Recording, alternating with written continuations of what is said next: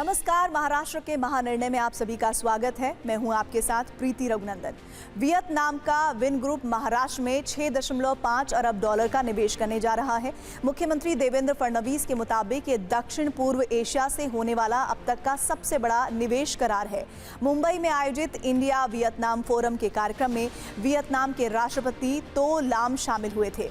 इस अवसर पर मुख्यमंत्री फडणवीस ने कहा कि राज्य सरकार वियतनाम के साथ सांस्कृतिक, आर्थिक और आपसी संबंधों को और अधिक मजबूत करने के लिए पूरी तरह प्रतिबद्ध है। मुख्यमंत्री ने वियतनाम के उद्यमियों को राज्य में निवेश के लिए आमंत्रित भी किया है। महाराष्ट्र सरकार मुंबई महानगर क्षेत्र में यातायात जरूरतों के लिए पर्यावरण के अनुकूल जल परिवहन व्यवस्था स्थापित करने का प्रयास कर रही है। मुख्यमंत्री देवेंद्र फडणवीस ने भरोसा जताया है कि मुंबई वाटर मेट्रो परियोजना से देश में आधुनिक जल परिवहन का एक नया अध्याय शुरू होगा। मुंबई वाटर मेट्रो परियोजना के लिए महाराष्ट्र मेरीटाइम बोर्ड और नॉर्वे की समुद्री प्रौद्योगिकी कंपनी मेसर्स हाइके एएस के बीच एक समझौता ज्ञापन पर हस्ताक्षर किए गए। मुख्यमंत्री फडणवीस ने कहा कि राज्य सरकार पिछले 10 वर्षों से सतत जल परिवहन की अवधारणा पर काम कर रही है। आगामी कुंभ मेले के आयोजन को देखते हुए महाराष्ट्र सरकार नासिक में उद्योग और व्यापार को बढ़ावा देने के लिए बड़ी तैयारी कर रही है। इसके तहत मुख्यमंत्री देवेंद्र फडणवीस और उद्योग मंत्री उदय सामंत की उपस्थिति में कुंभ उद्योग संगम और जिला निवेश परिषद का आयोजन किया गया। अनुमान है कि कुंभ के मद्देनजर विनिर्माण और सेवा क्षेत्र सहित कई क्षेत्रों से संबंधित हजारों करोड़ रुपए के निवेश समझौतों पर हस्ताक्षर किए जाएंगे। जिला स्तर पर 300 से अधिक समझौते किए गए हैं। मुख्यमंत्री फडणवीस ने कहा कि कई बड़ी कंपनियां नासिक आ रही हैं। उन्होंने ये भी बताया कि पिछले 2 वर्षों में नासिक में 57,000 करोड़ रुपए का निवेश लाया गया है। महाराष्ट्र के मुख्यमंत्री देवेंद्र फडणवीस की अध्यक्षता में सह्याद्री अतिथि गृह में पुणे, नागपुर, छत्रपति संभाजीनगर और नासिक महानगरों के क्षेत्रीय विकास प्राधिकरण की विशेष बैठक संपन्न हुई।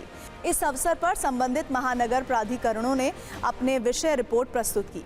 इनमें से महत्वपूर्ण विषयों को तत्काल मंजूरी दे दी गई, जबकि अन्य विषयों की शासन स्तर पर जांच करने के बाद उन्हें मंजूरी देने का निर्णय लिया गया। मुख्यमंत्री देवेंद्र फडणवीस ने मंत्रालय में टेक वारी 2.0 महाटेक लर्निंग वीक का उद्घाटन किया। इस अवसर पर उन्होंने कहा कि आम आदमी ही हमारा विट्ठल है और टेक वारी उनकी सेवा के लिए ही समर्पित है। सामान्य प्रशासन विभाग के टेक वारी उपक्रम के माध्यम से राज्य में नागरिक केंद्रित प्रशासन का एक तेज रोडमैप लागू किया जा रहा है।